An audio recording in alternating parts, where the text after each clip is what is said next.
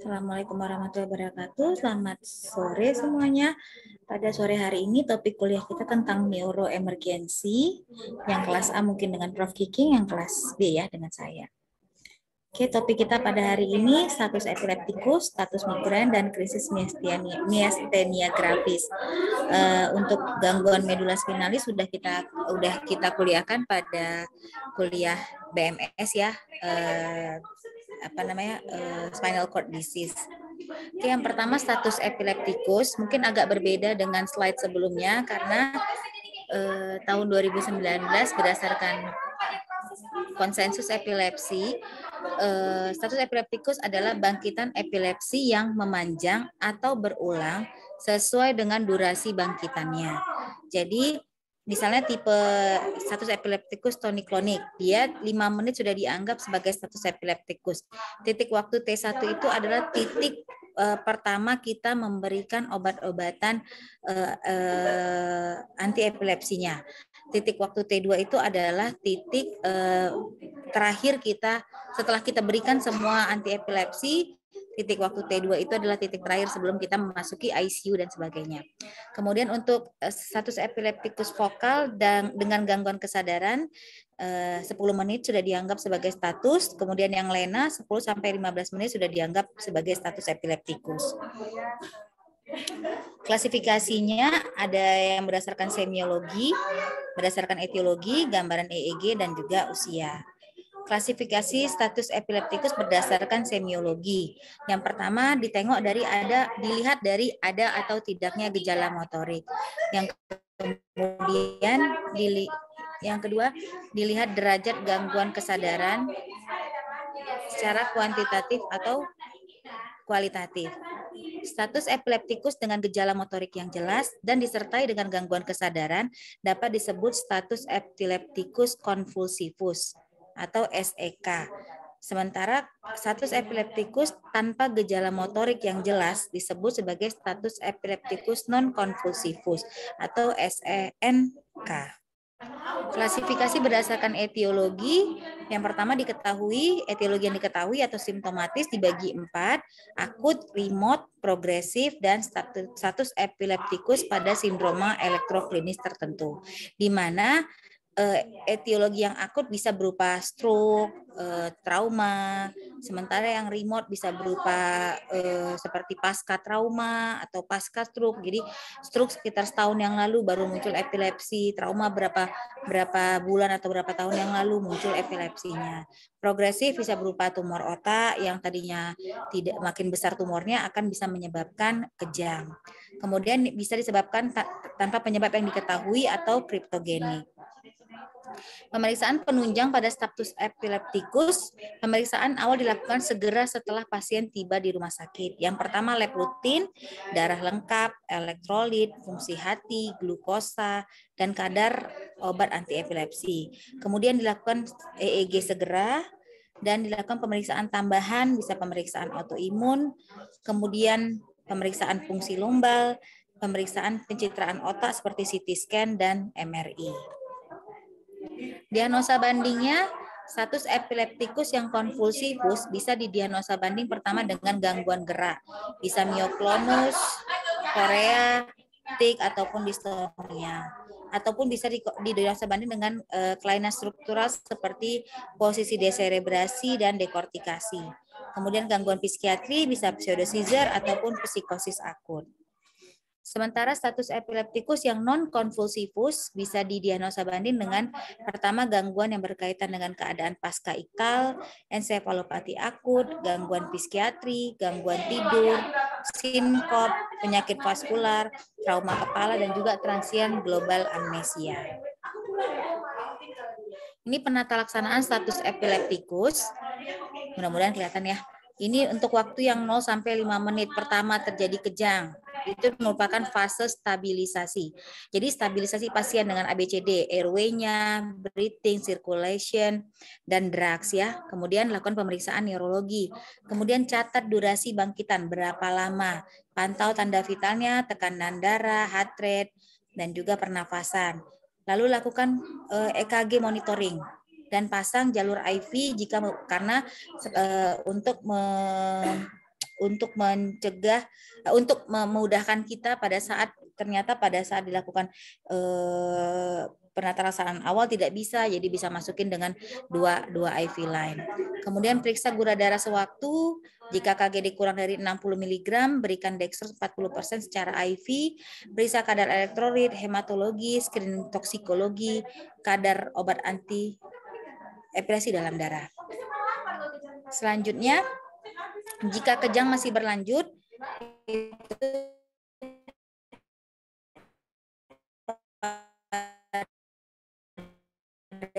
fase yang pada kejang masih berlanjut 5-20 menit disebut dengan status epileptikus dini, diberikan diazepam secara IV 0,15 sampai 0,2 mg per kilogram berat badan per dosis dengan kecepatan maksimal 5 mg per menit, maksimal 10 mg per dosis. Bisa diulang 1 kali.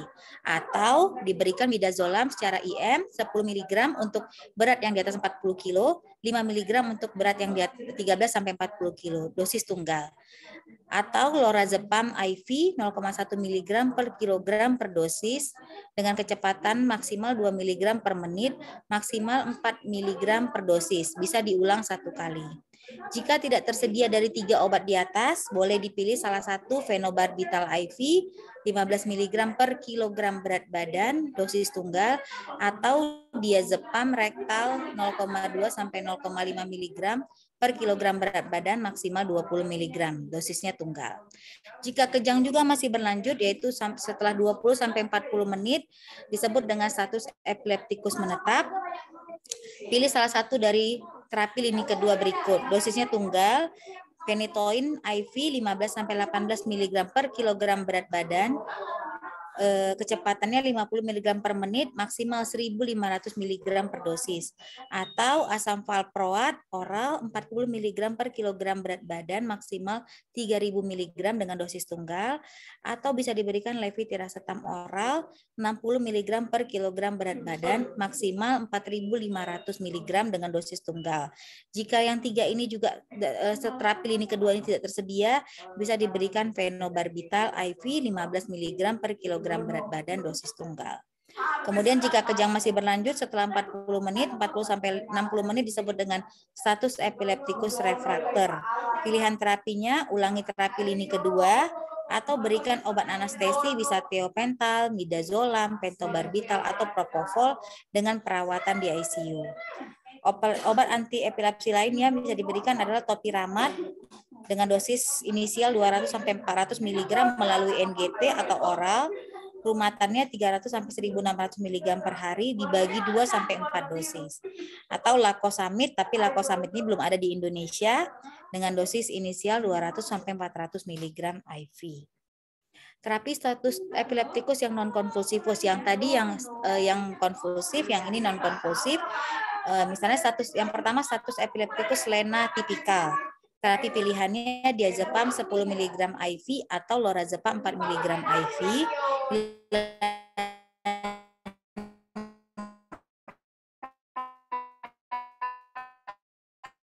Terapi lanjut phenobarbital. Bentar ya, Dek. Halo.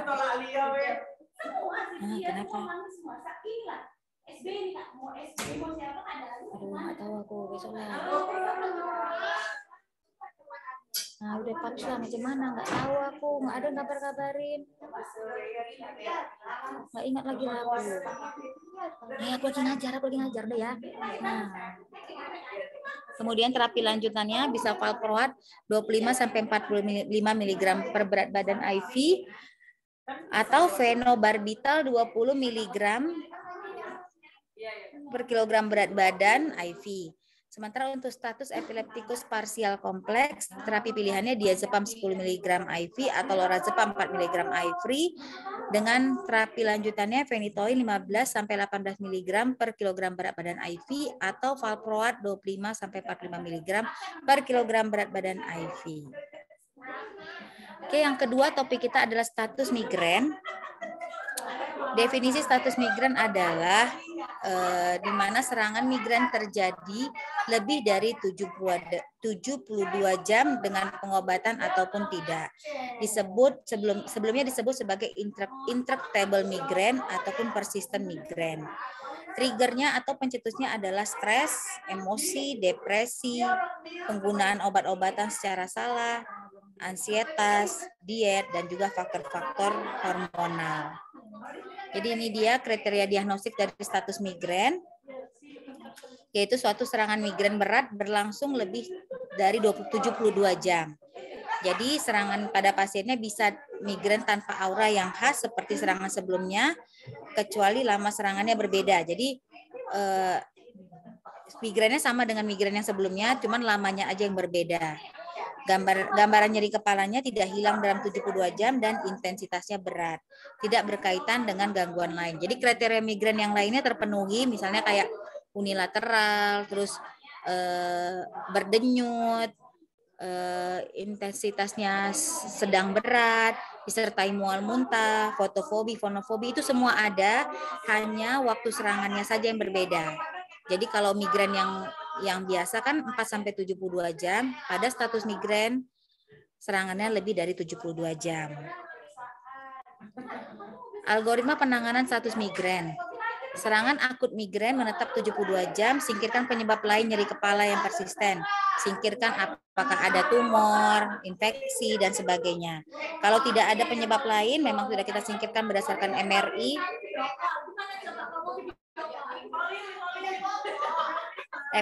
Dan CT scan, kalau memang normal baru disebut dengan status migran. Diberikan penata laksanaan memakai obat bebas atau anti migran. Jika obat bebas gagal atau anti migran gagal, lihat ada muntah atau tidak.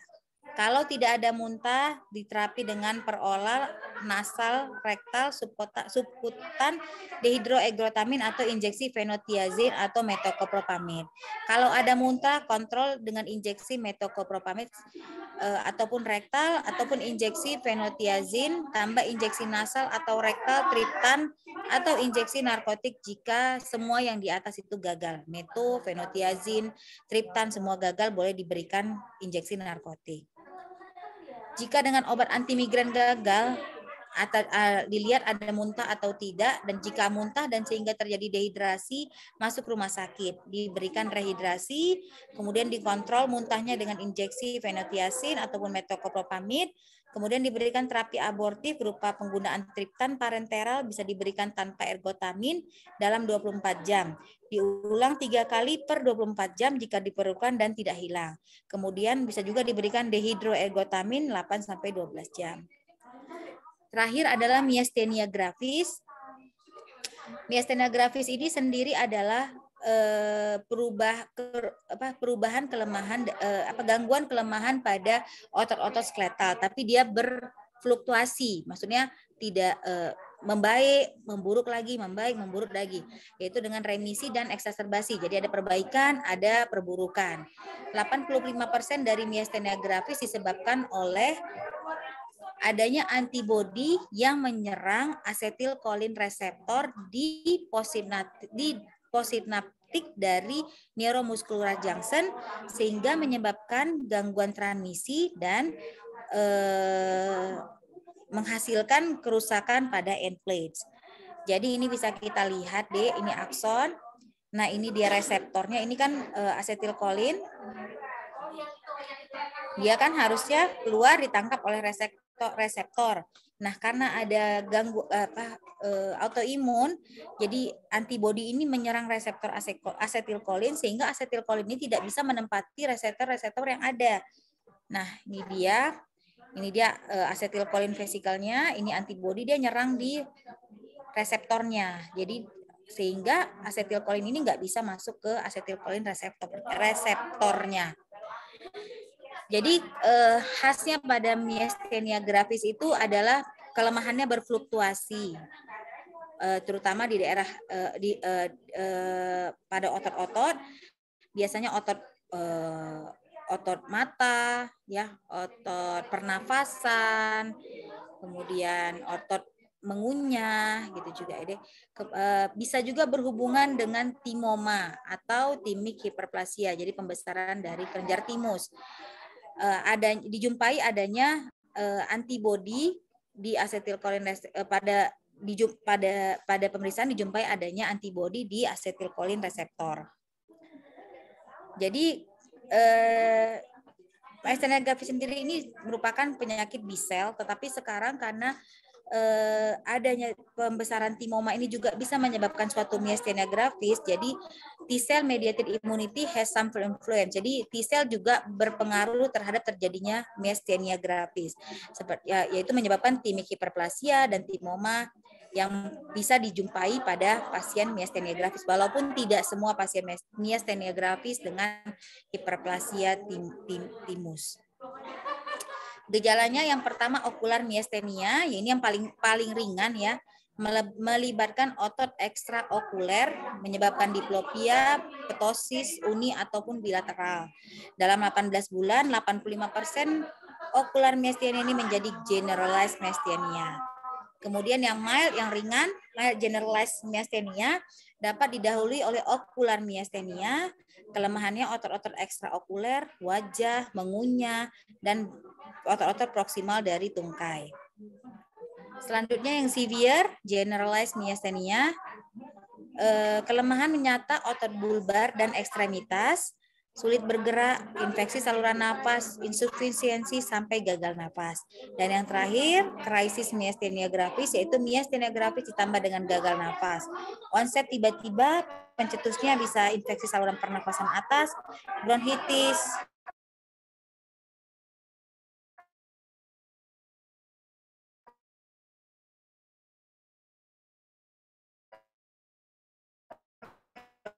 pneumonia, kan tarede.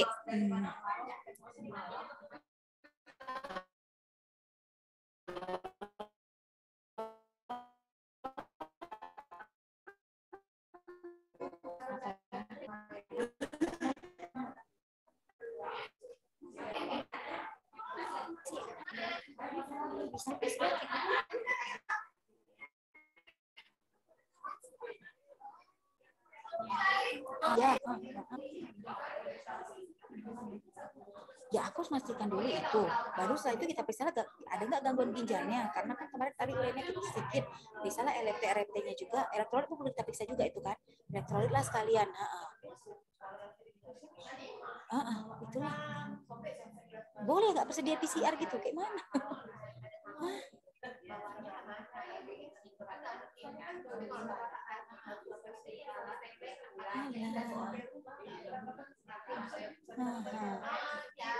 Macam mana kayak mana bersedia mana bisa nggak bersedia PCR gimana gitu ya lah, isolasikan aja dulu ya udah kalau enggak ya ya RFT elektrolit tanya dokter Delvi lah kayak mana dok ya ini keluarga kalau misalnya gimana kita periksakan juga atau nunggu aja PCR nanti kalau gara udah periksa RFT elektrolit nggak boleh lagi bisa PCR ini kali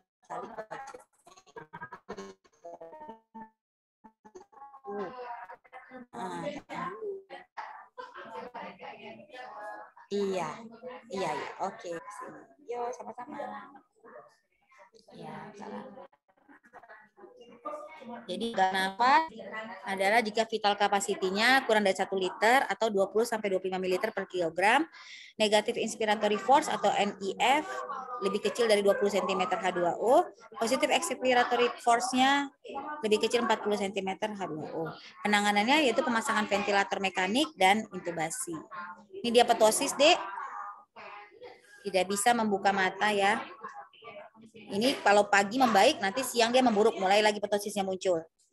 Selanjutnya diagnosa banding dari myasthenia gravis ada poliomyositis, tirotoksikosis, exophthalmic ophthalmoplegia, myasthenic syndrome, mitokondrial myopathy, periodic paralysis, botulism, dan toksik.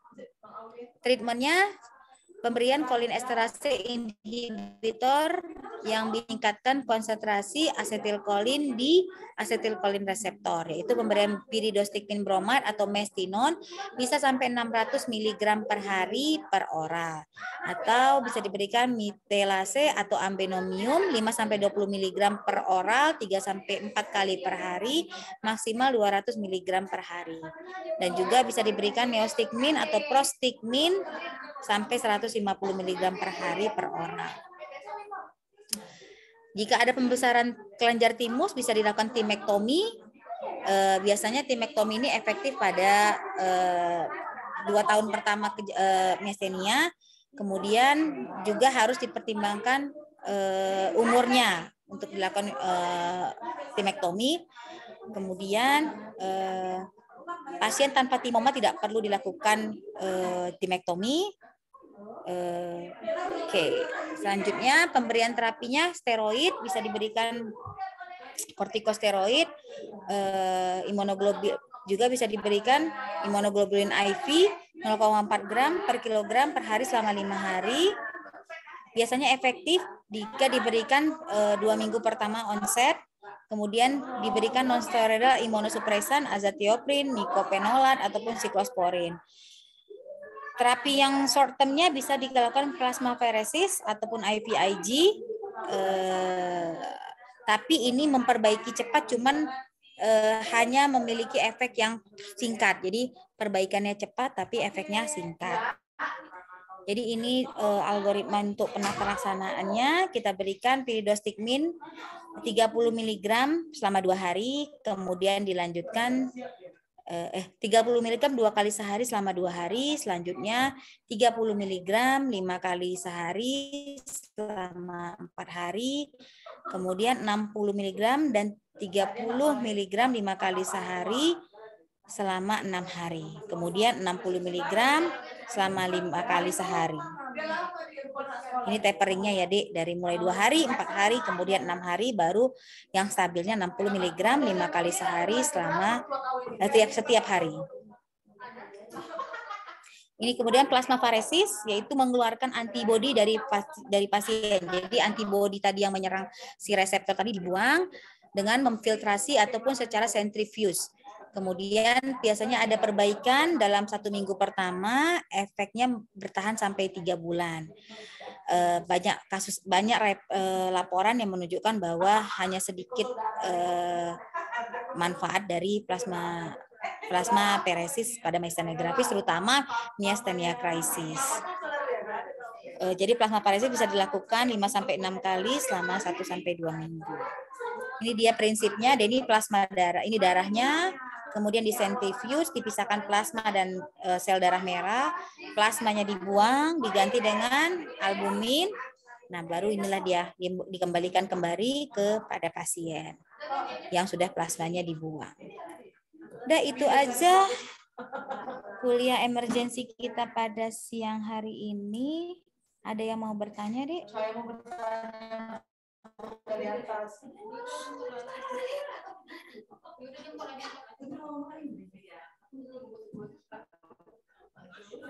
Ada yang mau bertanya sebelum kita selesai?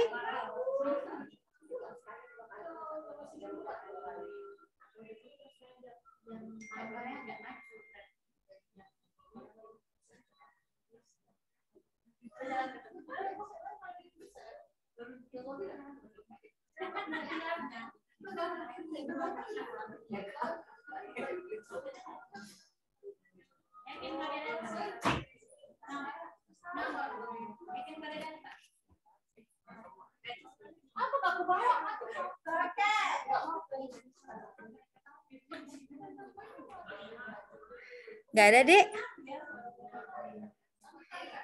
Belum ada, Dok. Hah? Belum ada, Dok. Nggak ada? Oke, kalau nggak ada saya akhiri dengan selamat sore. Assalamualaikum warahmatullahi wabarakatuh. Terima kasih banyak, Dok.